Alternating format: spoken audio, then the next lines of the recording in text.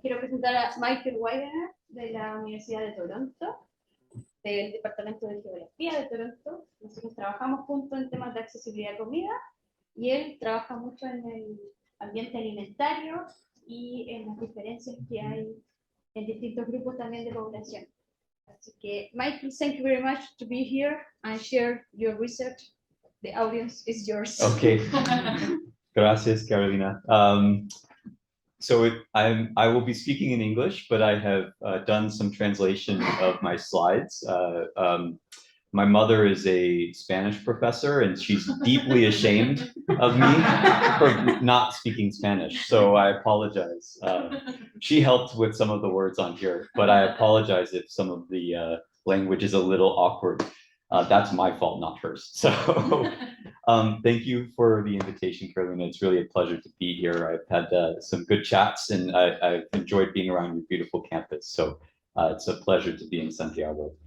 So my entry point into this talk is really via my work on understanding about how and when urban environments matter to health, because we know cities impact our health and well-being.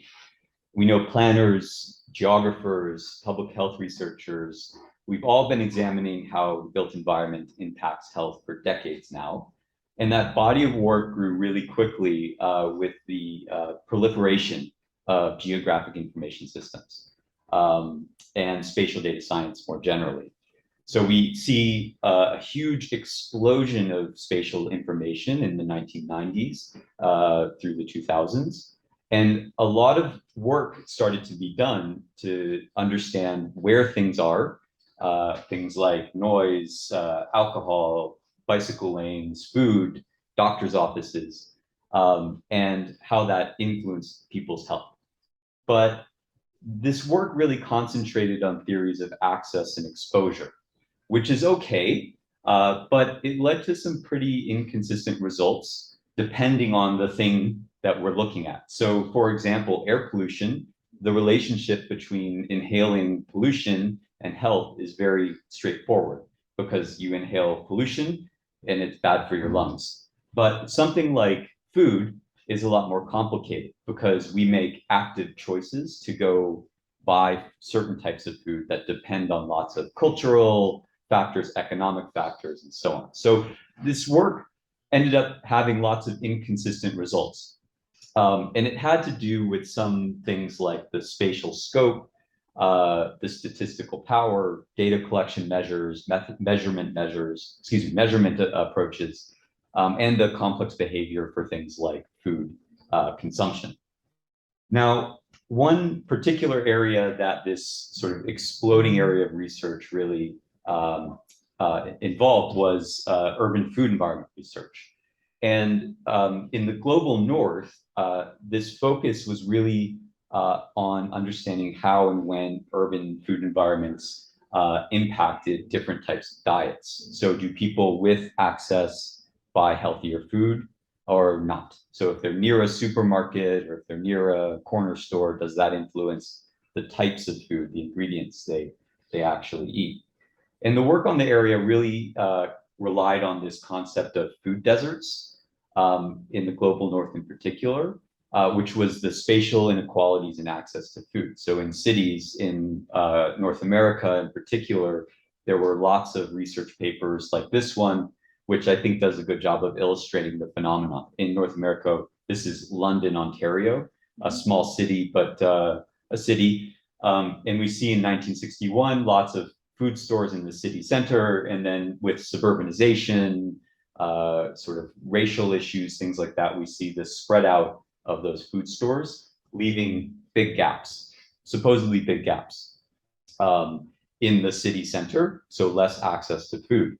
And that drove this body of research that was really dependent on this model of access to food stores. So do you have access in your city? And then if you have access, that impacts your diet. And if you have a good diet, then we know you have good health. So this relationship, diet and health, is easy. We know if you eat French fries all day, if you eat hamburgers all day, then your health at the population level will be worse. But if you eat fruits and vegetables, things like that, we know generally at the population level, things will be better. You'll have better health. But the problem is that it's so complicated. So first off, access is very hard to define. It's not just space. It's not just being close to a store. It's also, do you have money? It's, does the store have the type of food you want? And so on. Diet is also complicated because you have different cultural backgrounds, you have different tastes, you have knowledge around how to prepare foods and so on. And then health is very complicated. So your health, you could eat French fries and hamburgers all day for the rest of your life, and you might be the lucky person who just lives till you're 90 years old and has a happy, healthy life. Because genetics and some other complicating factors influence biology, it influences your health. It's rare, but it could happen, right? So health is a lot more complicated too. So this model, which drove a lot of the food environment research, I think is insufficient. So in urban planning, in geography, in public health, we need to think a bit more critically about how we understand food in cities, especially from a more quantitative approach. So we know that the connection between individuals and food stores involves things like this. So it involves money, transportation options, taste. I forgot what. Knowledge, thank you. Time, how big your family is. So if you're single, maybe you buy for yourself. If you have 6 kids, then maybe you buy for lots of people. What kind of facilities you have? Do you have a kitchen that's big enough to prepare foods? What sort of spaces do you have? And so all of these things matter. But I actually started to think more about how do we get at all of these topics. And I think one area that we can use to look at all of this stuff is not just geography and understanding the space of urban planning, but also time. So I think using time is a good window into how we can get better at doing research on food in cities. So I drew a lot of inspiration from work in the time use literature, which is a pretty well-developed literature with researchers like Carol Devine, Lindsay Smith-Talley, others who have spent a lot of their career looking at how people spend time on food activities and what does that mean for things like the types of food they eat and what that means for health and different family relationships. So for example, do you eat dinner with your children? If you eat dinner with your children, do you eat dinner with them while watching television or do you talk? Like all of these things kind of come into play. And so inspired by this, we've done some work in Canada where we looked at the relationship between time spent on meal preparation and health. And we find some pretty strong and convincing relationships that people who are spending more time across this national study have better mental health outcomes and lower levels of stress. And so we see these activities related to food are linked to health. But that aggregate level analysis is interesting, but I actually think that the more interesting thing is the sequence of analysis that's available in time use data.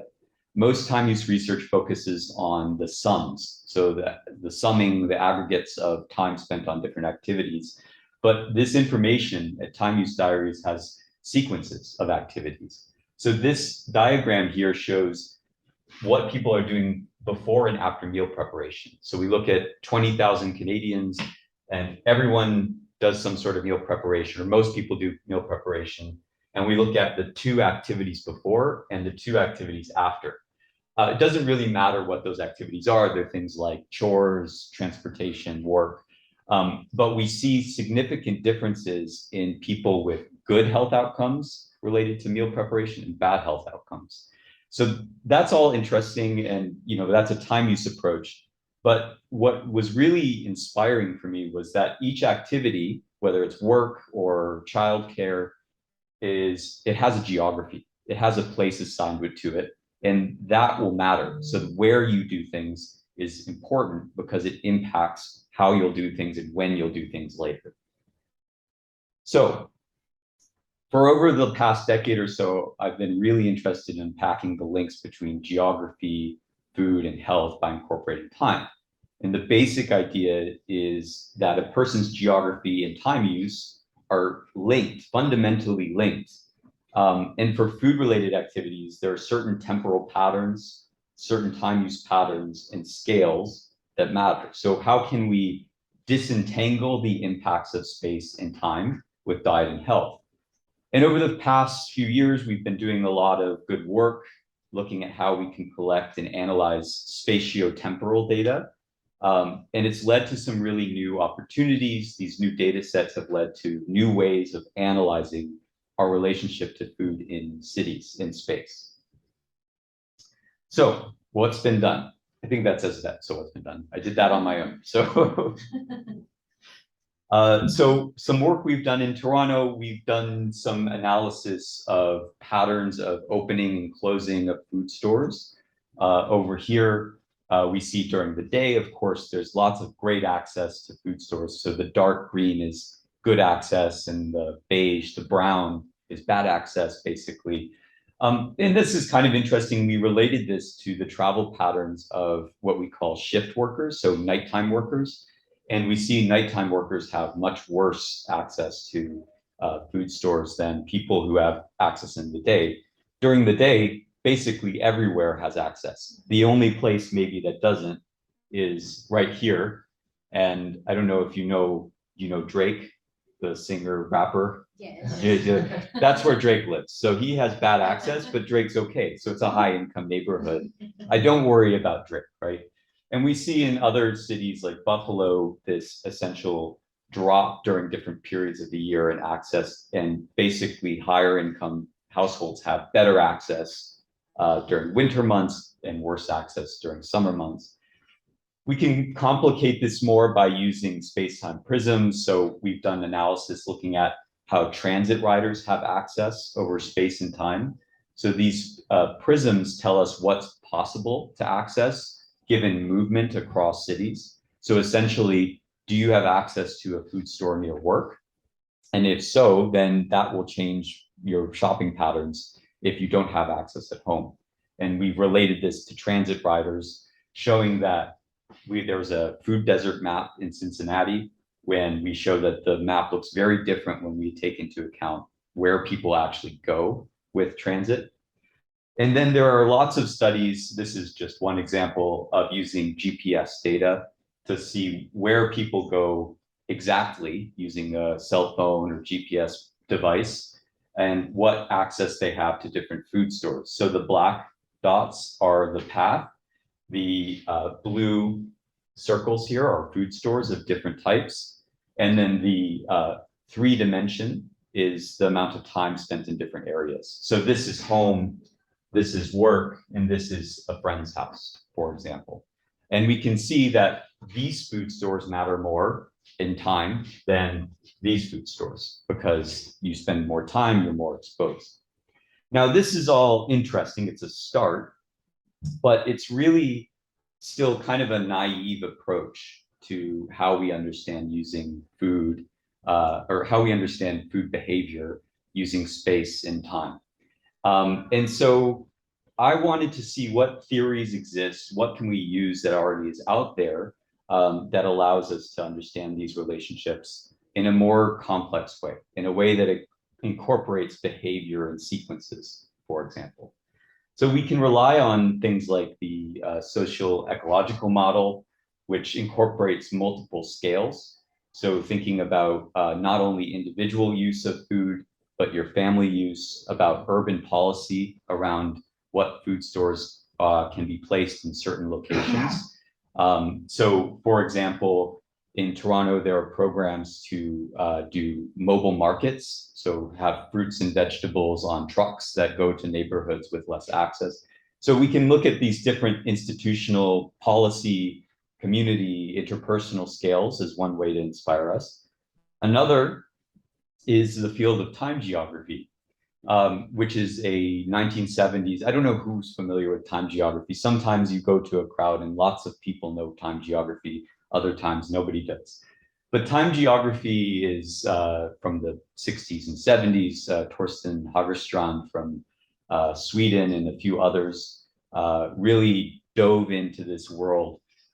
And they have some interesting ideas and theories, some of which are those prisms and the trajectories I talked about earlier. And others are, I call these the deep cuts. It's like with music, the songs that are in the album on track 9, pockets of local order, and projects. Not much has been done using these two things. For pockets of local order, it's kind of like assemblage theory. It's kind of like actor network theory. It's these ideas that everything needs to be in place across scales at the same time to make something happen. It's a little abstract. It's not something you can work with very easily. But projects are interesting because it's essentially the idea that we need certain activities to take place in space and time in order to achieve some goal. So for example, we can think about eating healthy food. It's not just going to the store and coming home and eating healthy food. It's a lot more complicated. It involves going to this, I have to remember what I actually wrote here. Yes, yeah, going to the store to buy the food, buying the right ingredients, coming back home, actually preparing the food, cooking the food, serving the food, eating the food, maybe with your family, cooking or cleaning afterwards. And so it takes all of these things in sequence, and each of those things has a geography.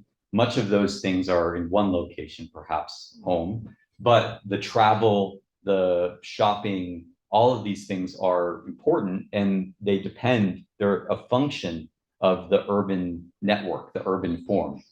So we can extend this idea, this project, to something like just being healthy, right? And that would be a lot more complicated than this example right here. So this, I thought, was a useful framework to maybe do an empirical study, which leads me to the project that we did in Toronto in 2019 called the FAST study, the Food Activities, Socioeconomics, Transportation, Time Use study.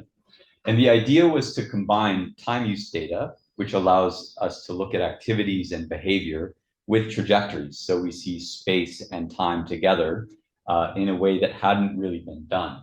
So we can look at things like the division of labor in a household, time stress and behaviors. So for example, if you're a single parent and you live next to a supermarket, then, but you work 2 jobs, it doesn't matter you live next to the supermarket because you don't have time, no time to cook. So you buy a frozen meal instead of buying fresh food. So looking at time stress is important. And then spatial variations, so dependent upon things like transit access, food retail policy, and zoning. So that was the idea. We looked at basically two neighborhoods. We tried to do 3, but we failed in West Hill.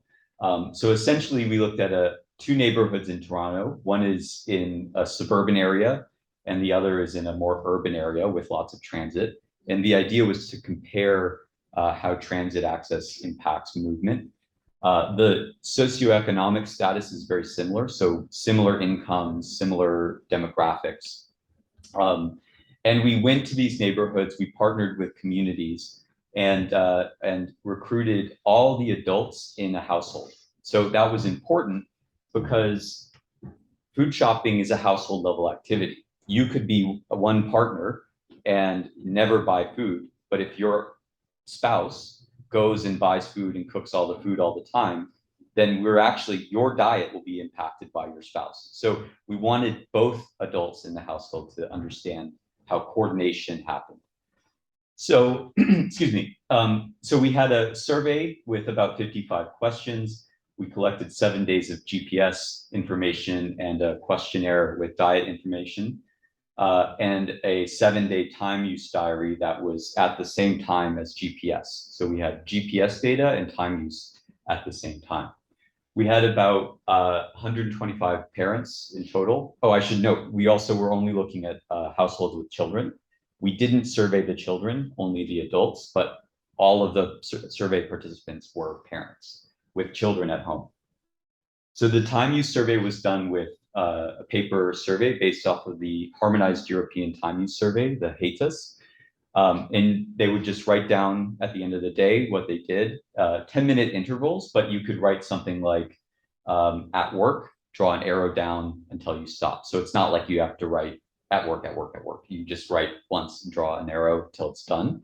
You can write who you're with if you were doing something else. So for example, cooking and watching TV, and information about transportation mode or location. And I can share, it's a little fuzzy, I can share these slides after if you're interested. So with those data, we can digitize them and they can look something like this. So this is one couple. So this is, in this case, a husband and a wife. And we can see the types of activities they do. The first row is one couple or one partner, and the bottom row is the other partner. So things like chores, transportation, food shopping, and the black or the gray is sleep. So this is 7 days, and you can see they sleep at night. But notice something like the chores and childcare, the green.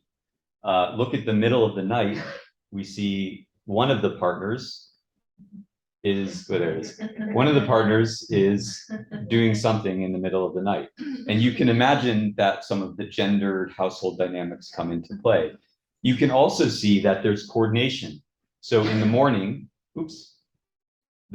this partner is doing childcare and chores, and at night, this partner is doing childcare and chores. But the amount is very different, right? So this is some of the information we can get.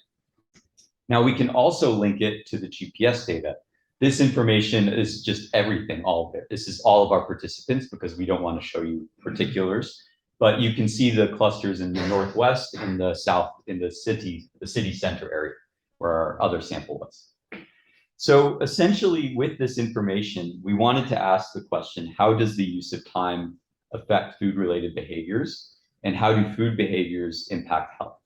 So how can we use the diaries, the time use diaries, and the trajectory data to find patterns across those two dimensions, so the temporal dimension and the spatial dimension. So our data look a little bit like, well, I'll show you in a second, but what we can essentially do is borrow methods from bioinformatics. So they're really good at thinking about sequences because they use genetic analysis, DNA. And we can think about our two dimensions, our time use as a sequence, but we can also think about our geography as a sequence as well. So we can use methods from bioinformatics called multi-channel sequence analysis, uses this algorithm. I'll show you this slide, but it's just lots of math. We can talk about it later. But we can take the sequences. So this is all of our participant sequences, and then sequencize our GPS data to use this multi-channel method to find patterns in our information. So it may look something like this. So here's a person, they're at home. This Z dimension is time, going up is time. So they're at home for a while, they go to work, and then they're at work for a while, they go to the child's school, and then they come back home where they stay for the rest of the day. So we have that geography, and we also see that there are different types of food stores. So the red dots are grocery stores, for example. We can see when they're exposed, they have access to different stores. So this first column is the sequence of activities. So this is from time use data. So they were at work, they were doing cooking, they were doing chores, whatever, over time going up. But then we can derive sequences from the locational information. So this sequence is about where they are. They're at home, they're in their neighborhood, they're beyond their neighborhood. This is, they have access to a grocery store, they don't have access to a grocery store. And you can come up with as many different locational indicators as you want, and then create some composite index. So this is essentially a description of their locations over time. Fancy math. And then we end up with clusters. So these are essentially the types of activities we see, the patterns we see at the weekly scale and at the daily scale. It's easier to look at these as distributions. So each row here is one individual, but we can look at distributions a little bit more easily.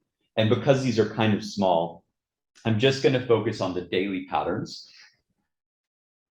And you can see them a little easier here. So we have people here And what's nice about this is that we see people going to work during the day for this first pattern and second pattern, and they're grouped differently because the types of exposure they have to grocery stores is different. So the first pattern has access to a grocery store near work, but the second one doesn't. So it separates out those types of participants. And then here we have somebody who stays at home, does lots of chores over time, and they mostly are at home. They don't have access to a grocery store, for example. And then we have nighttime workers. We have people staying at home, but do have access to a grocery store. We have people who work during the day and have access to a grocery store at home, but not at work. And so this creates more nuance into the types of exposure, the types of experience people have with their food retail environment. Now, I'm not going to get deep into the analysis that we published a paper, which I'm happy to send you, but generally the takeaways are that we can sort of uncover the way that two partners who have, perhaps they stay at home and have access to a grocery store, and the other partner works and doesn't have access to a grocery store, we can see how they combine to coordinate the schedules of buying different types of food. And we do see associated patterns between food shopping and food related behavior. So the amount of time spent cooking, which we tend to associate with healthier diets because cooking fresh ingredients tends to be associated with better nutrition and so on. We also see gendered differences in how much time women spend in particular. This is not news, but it's important to demonstrate this spatial dimension. Because one of the things that we kind of come out of this research with is that one solution to improving food behaviors is actually doing something like advocating for better childcare access. So having childcare facilities during the day. And all sorts of other things. I won't get too much more into it, but one thing we have to note is that the sample is relatively small. So we can't generalize this. We don't have the statistical power. And I can talk about why it was difficult to get a very big sample, but generally it's a somewhat of a proof of concept, I think. Now, we have a couple other papers, which I'll just briefly mention. One shows differences in how men and women have access to grocery stores over the course of a week. And we see very interesting patterns where we see men tend to have bigger activity spaces, more access to grocery store shopping, but they do much less of the actual purchasing. And so women tend to be closer to home, but have more access to supermarkets. Why that's interesting is that lots of research only does one person in the household. So they might survey one person. And if you get the wrong person, the person who doesn't do grocery shopping, you're going to get wrong information about access for that store. The other thing that we found from this survey is that most people, especially men, like to say that they are a primary household food shopper. So everyone says they are responsible for buying food, but that's not actually what happens. When we actually look, it's usually the women. We also have some papers on the project that have just been published, and a new paper we're working on looking at care trips specifically. So looking at how people coordinate care trips and how that influences things like meal times. So I said big data in the title. Maybe I'll just go over this briefly because I don't want to take up too much more time. But another project that I have been working on lately has been using a big data set from a cell phone app called Flip.com, which has hundreds of thousands of users in Canada. And they gave us the data from the period of COVID. And so we were able to ask questions like, how did grocery shopping trips during 2020 change in big Canadian cities? And can we look at things, simple things, like how far are people actually going in Canada? Because that's actually not very well known. And I don't know if in Chile you have a better sense of how far people actually go, but people do things that are perhaps not on first glance totally rational. They might go to a further away store than the close one. And so we wanted to use this data just to ask some of these simple questions. And of course, during COVID, this is when COVID happened, March, we see big drops in the distance people went. and the frequency of trips and how many different types of stores they went to. So this is how far they go, this is how often they go, and this is, you know, do you go to one store, do you go to 2 stores, 3 stores? And we see big drops across the board. But generally, we see big rebounds pretty quickly for the rich population, and less big rebounds for the lower income population. So this had a lag effect, which went into 2021. I don't show that data here, but there's some pretty important lessons that we can learn, especially because when we started to dig into the census data, we see those gendered patterns again. So we see single female households in particular were in neighborhoods where the rebound did not happen. So they have less access than they did before the pandemic. And that's also related to store closures, the environment changing as well. And then finally, we've been working with Statistics Canada to do some big data analysis with the business register. And so this is an area that, you know, it's happened quite a bit in Europe. I don't know if it's happened in Chile. I'd be interested to hear. But we struggle to actually get the truth, like where are food stores in Toronto, in Montreal? And we use lots of different data sources. There's private data, there's OpenStreetMap, but they're not good. They always have issues and problems. So we worked with the government for 3 years to access tax records, which are pretty good. Unless you're not paying taxes, then we know that there's a food store here or there, and it's updated quarterly. And so we were able to get information, working with a few groups, to do actual analysis on where all the stores are, and it's updated every 3 months. And so we've released this data set now at local research data centers, so they're secure computing facilities. But we're going to have an open version of the data set soon. It's a pain to work with any government, so they were very strict about what can be released and what can't. But it's better to have some of the information than none. With the information, we also start to look at food environment measures across, these are different cities in Canada, across Quebec, Ontario, British Columbia. And we see how good or bad the food retail environment is in these different spaces. So I don't want to take too much more of your time. I really appreciate you coming. This is an overview of what we've been working on, but I really appreciate your attention, and I'm happy to answer any questions or have a discussion. I think that I have a lot to learn from you all as well. So thank you for your time. Thanks. And I should say thank you to my team, because so Dr. Smith is now a professor at U of T, but she was a postdoc who worked on a lot of this. Bochu was a PhD student who's now at Cambridge, who just graduated. And then Amber and Marianne are working with me. Marianne, you may see more of. We're currently trying, this is why I'm here, is to bother Carolina to potentially work on a new proposal comparing Toronto and Santiago food environments. And Marianne is a Venezuelan Canadian interested in migrants coming to Santiago and understanding how they use food environments. So you may see more of me, unfortunately. So, thank you again. Okay, super. Claro. ¿Se queda aquí? Sí, si querés tú ponte ahí para recoger las preguntas. Bueno, preguntas, questions, comentarios. Carolyn. Yeah, thank you very much for your presentation. I think it was very interesting to see all the tools you use to study food. I have some questions about, first, it's a detail, but you say that the 2 neighborhoods you studied were the same socioeconomic level. Was it middle income, or how did you shoot that? It was between the 30th and 40th percentile. So we wanted it to be not so low that they were on government assistance, but not so high that the food budget was a non-issue. So the idea was we wanted there to be some level, I mean, this is not ideal. We didn't want there to be this, but we wanted to compare families that have some level of economic stress, so that they don't just go to the store and buy whatever they want. Okay. They think about grocery shopping, yeah. And that was done with, so we worked closely with community groups. And so in discussing with them, that was sort of the area they felt was most appropriate.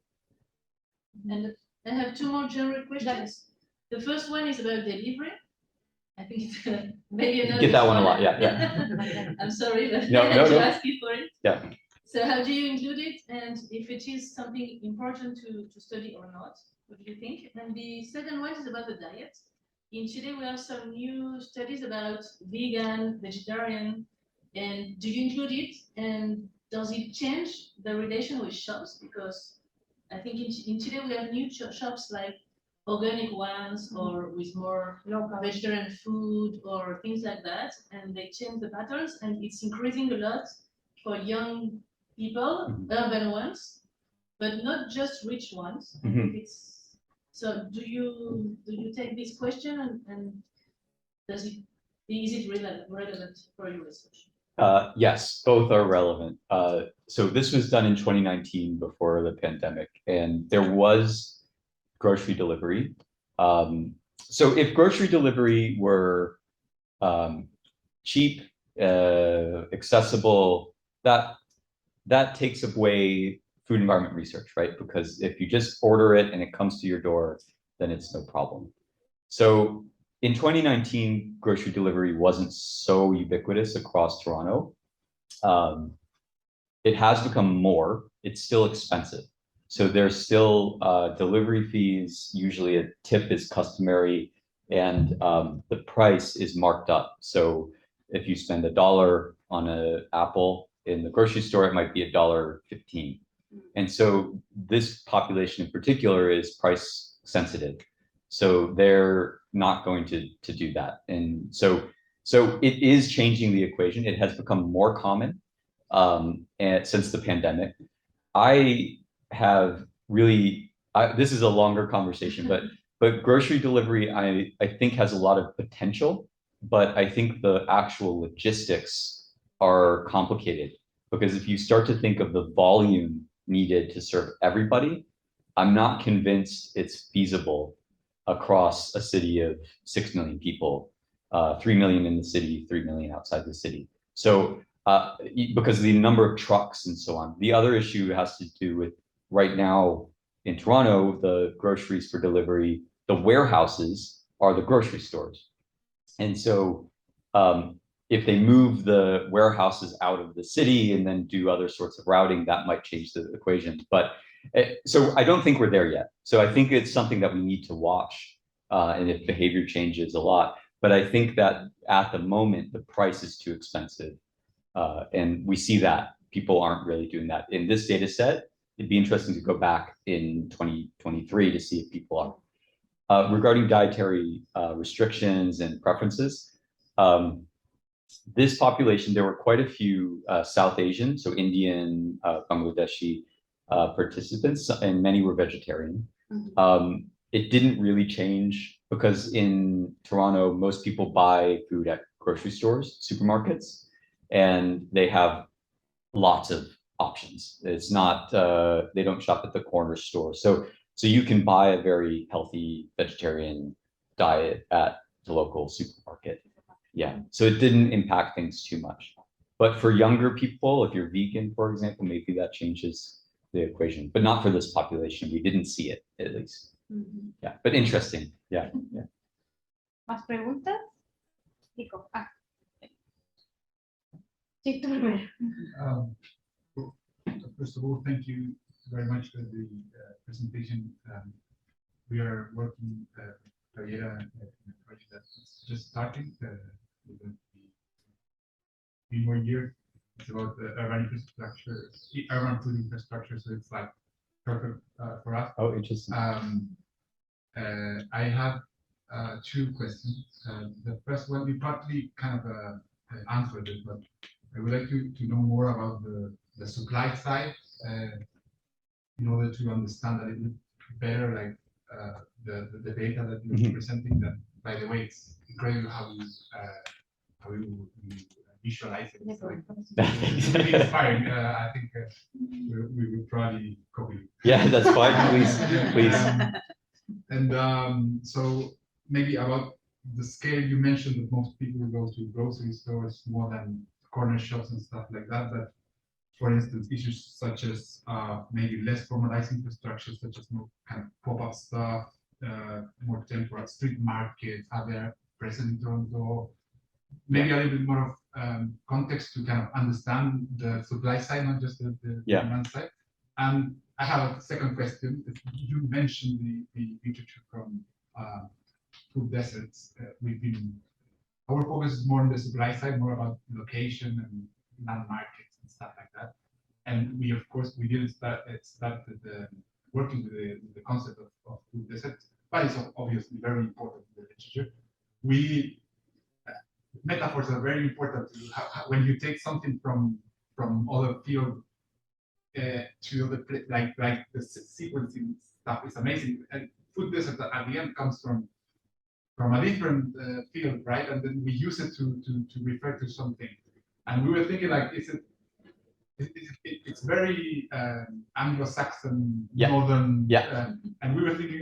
So here, I don't know if you've heard about it, but here in Chile we have the Desierto Florido. It's a phenomenon. It's the desert that basically every 3 years it rains, and then we have like a spring there with flowers and all that, and it's really impressive.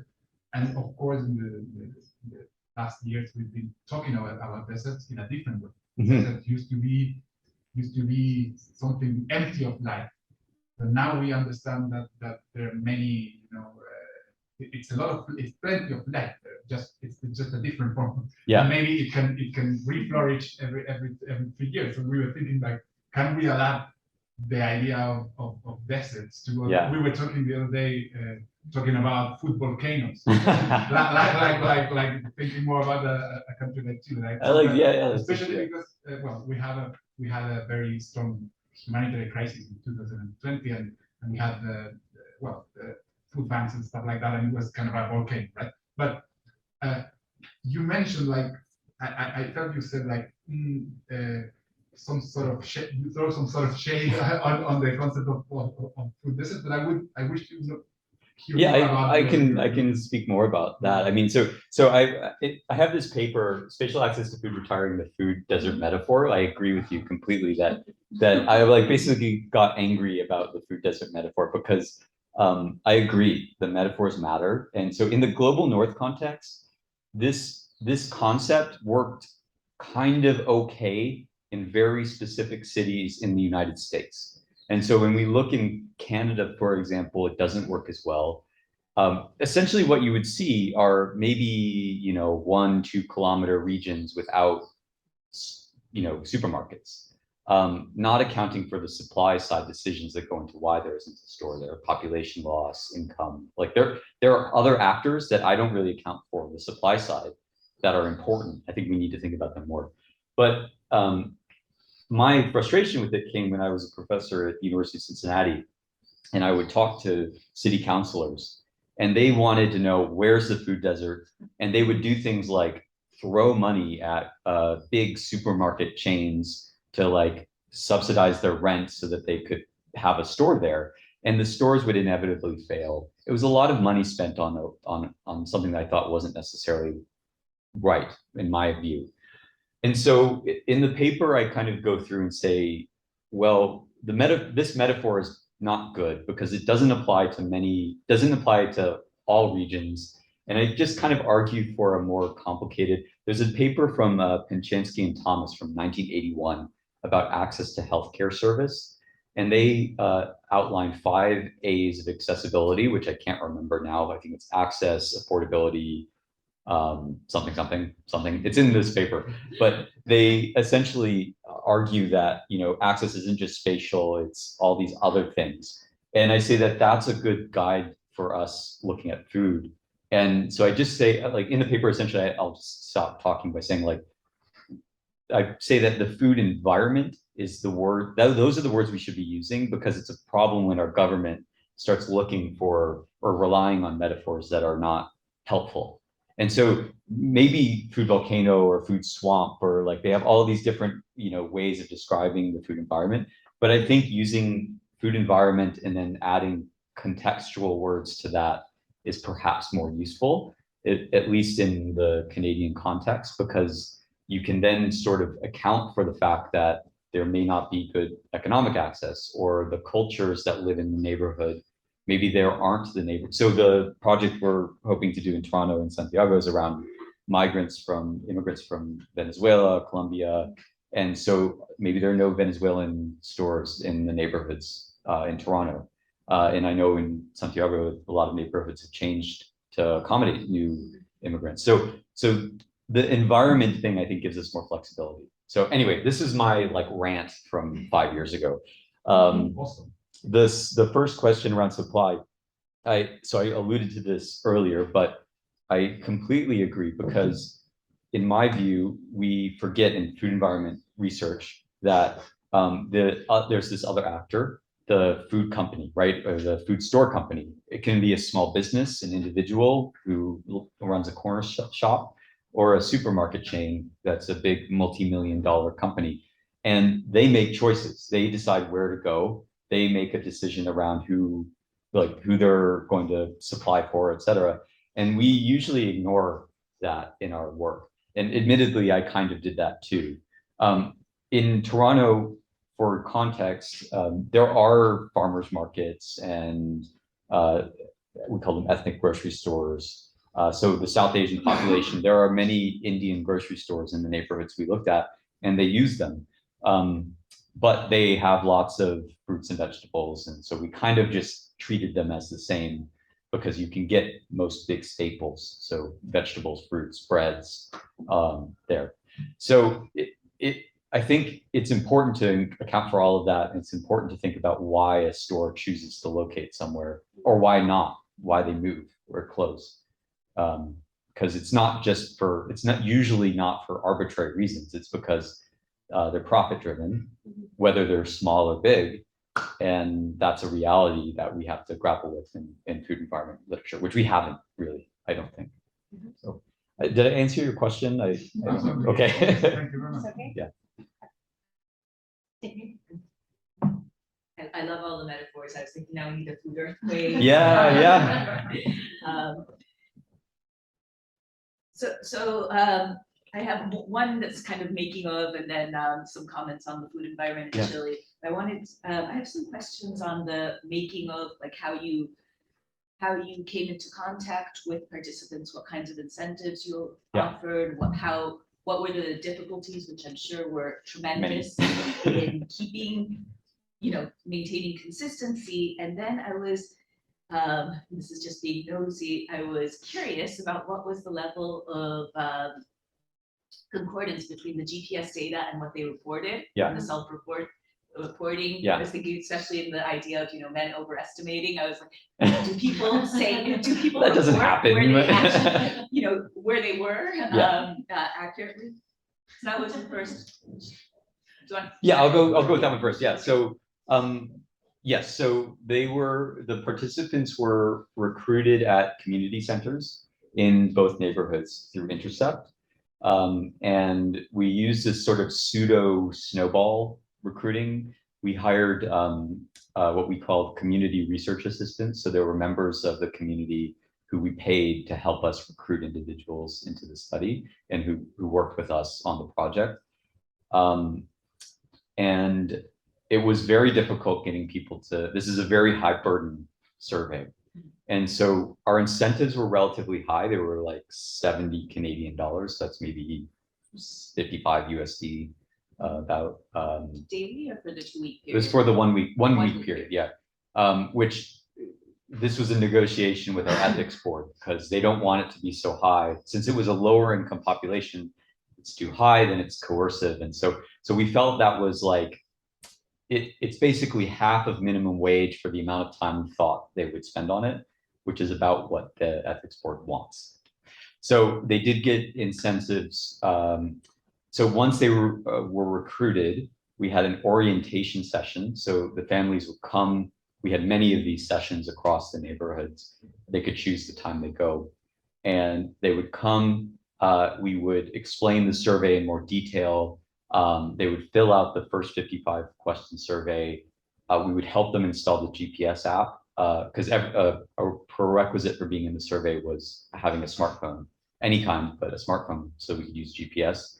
So we helped them install the app, and we provided sort of a tutorial on the time use survey so that it wasn't just like go do it, because it's a complicated survey.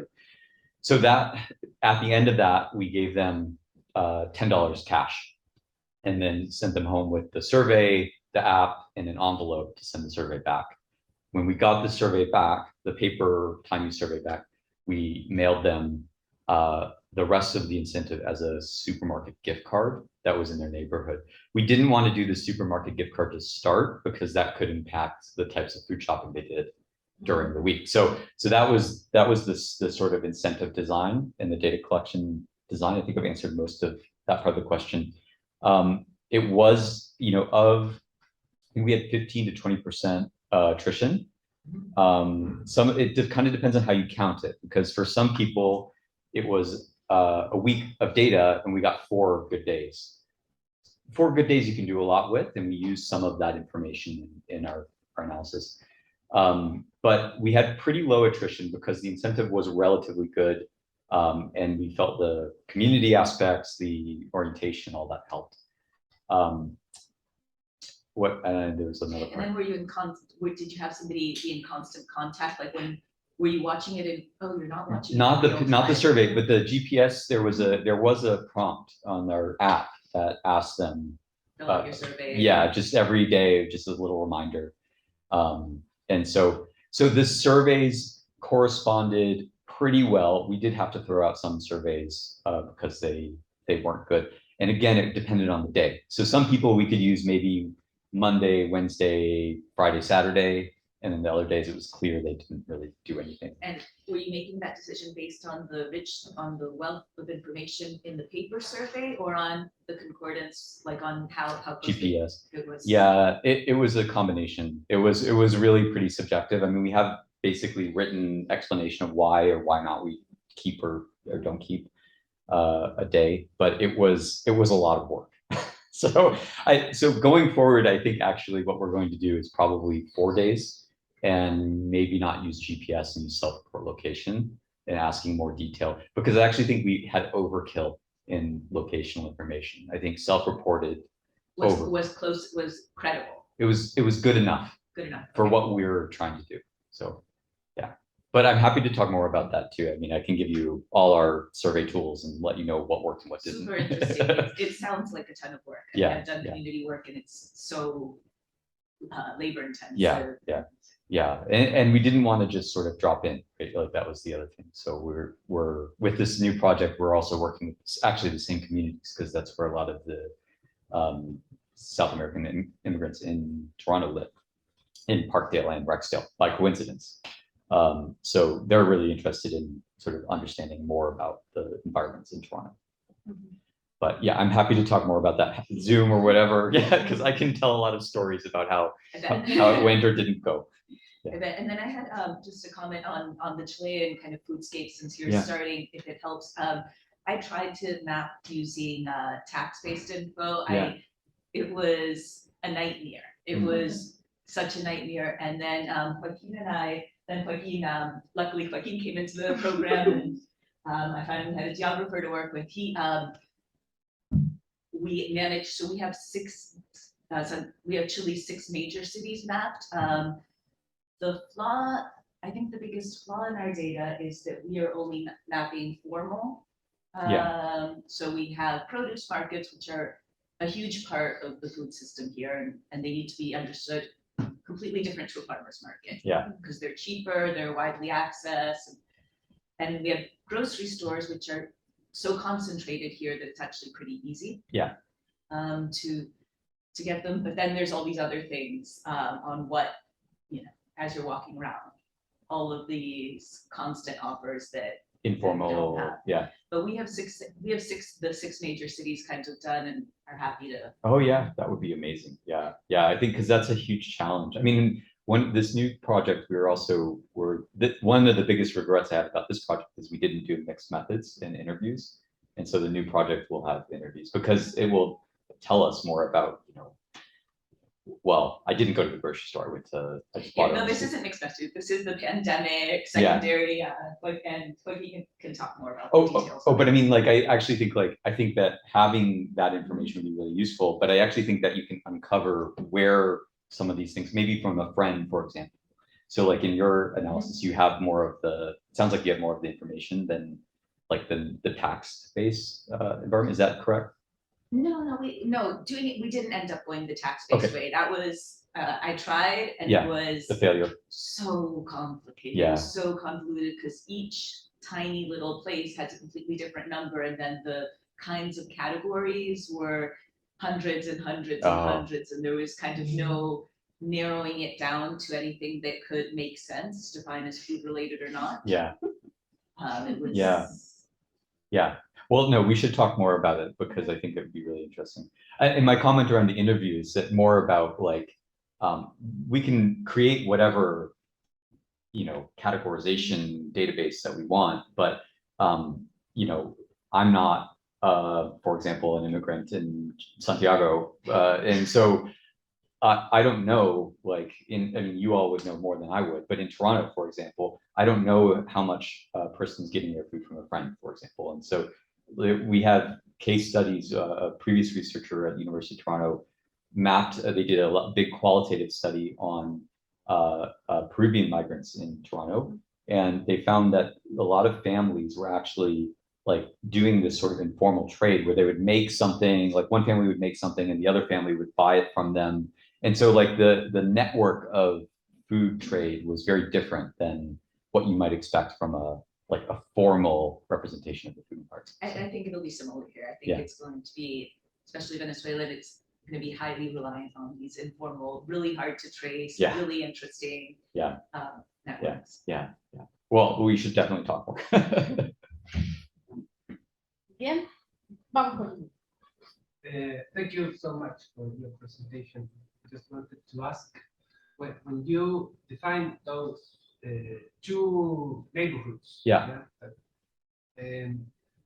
How different are they? And because it seems to you take like some variables, like a constant, like the type of supply, like the supermarket or the grocery store. And what we have seen is that depending on the neighborhood, the kind of supply can change a lot. Even the supermarkets, and here you can have a supermarket with a surface of 8,000 square meters. Yeah. And on more rich neighborhoods, you have many supermarkets, like smaller, but providing better access. And also it influences the decision, like where I go, how I move to that place. And in Santiago, other cities in Chile, what we have seen is that the type of supply is like a very important variable, because the supermarket is not always that accessible. Not even proximity. It can be proximity as you Yeah. said, but that doesn't mean it's accessible. Yeah. So for the price, no? yeah, for the price, and also like urban design, Yeah. supermarket that are things just to get in by a car. Yeah. In a city like Toronto, I think that, I don't know, you can go there and buy every day with your bicycle. Yeah. But here, that's not a common thing. Maybe Yeah. in some neighborhoods, but you can find too many differences. Yeah. In between. Segregation has also an important thing here.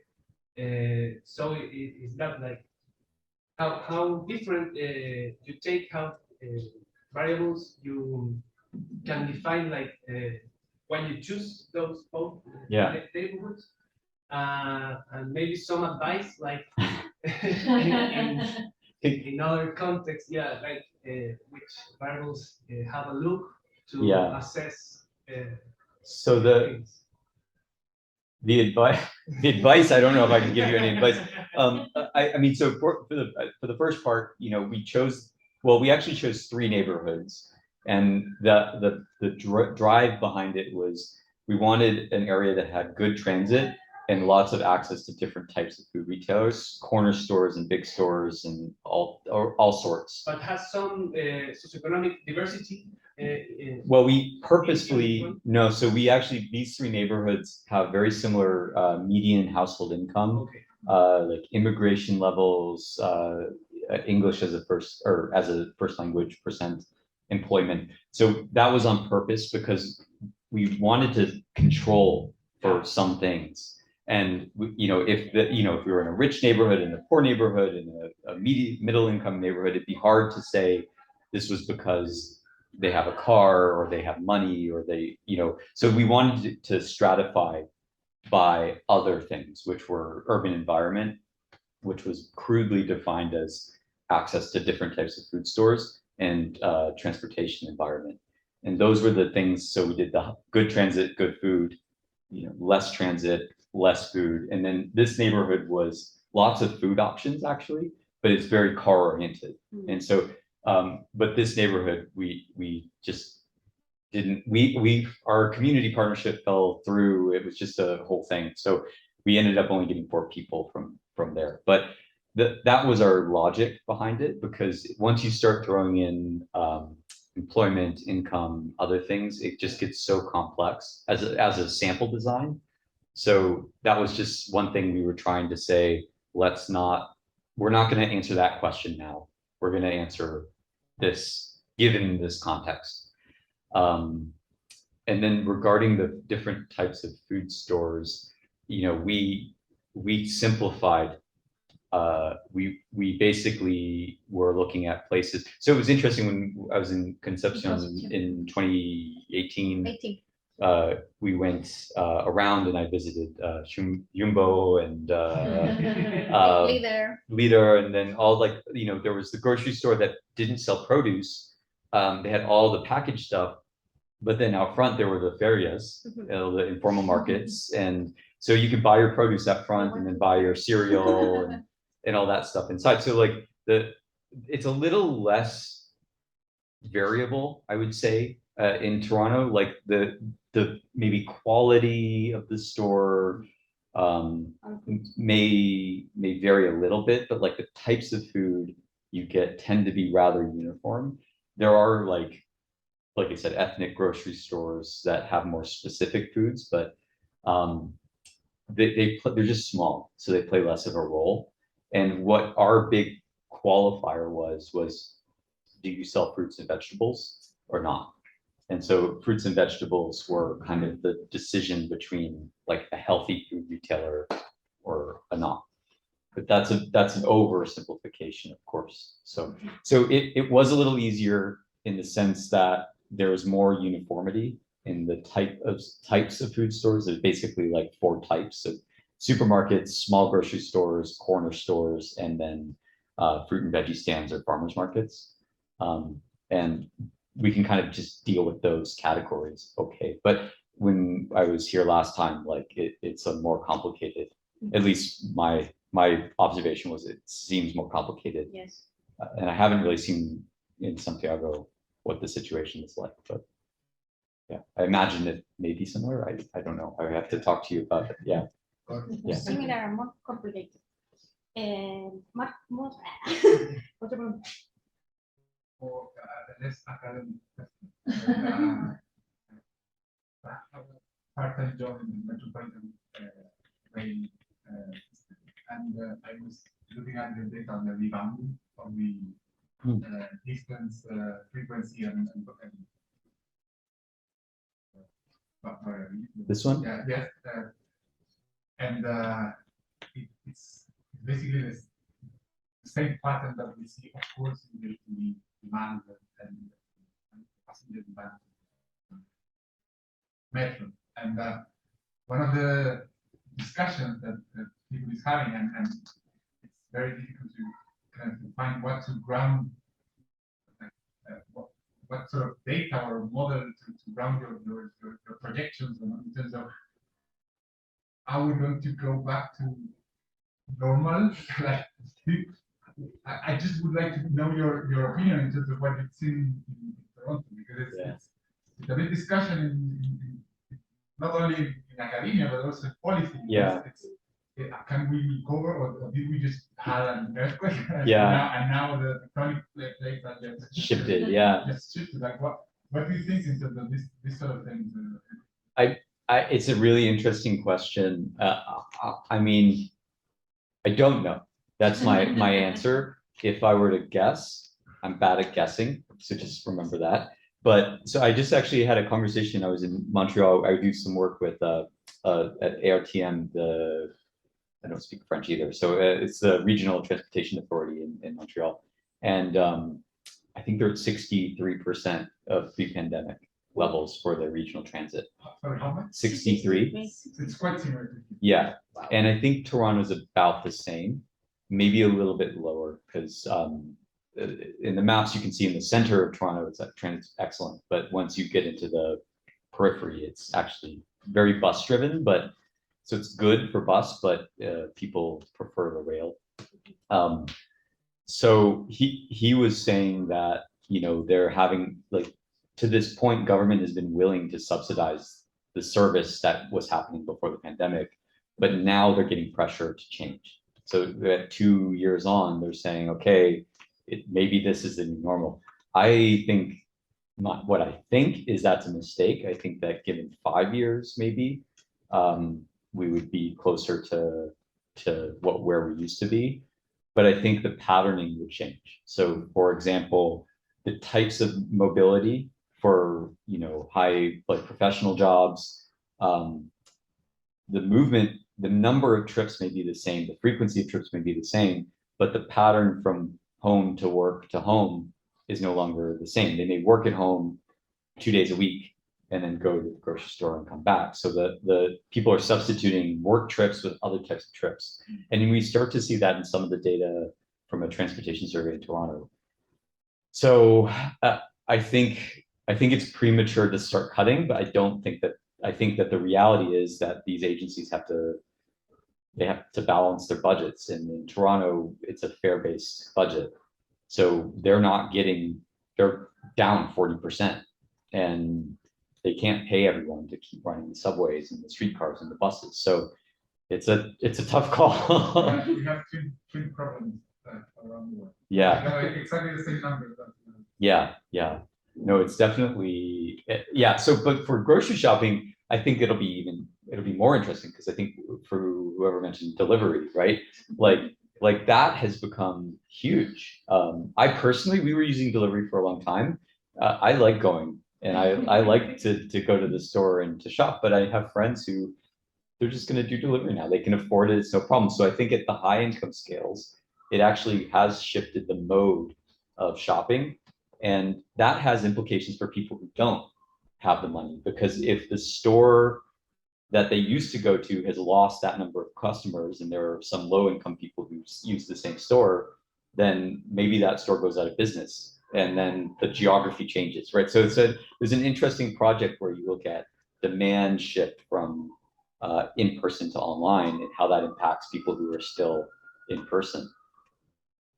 I don't have time for that project, so that'd be interesting to do. But I think for not transportation, for grocery shopping, I think there will be bigger changes at the higher income scales. I think at the lower income scales, the price sensitivity is enough that in-person shopping will remain the primary mode.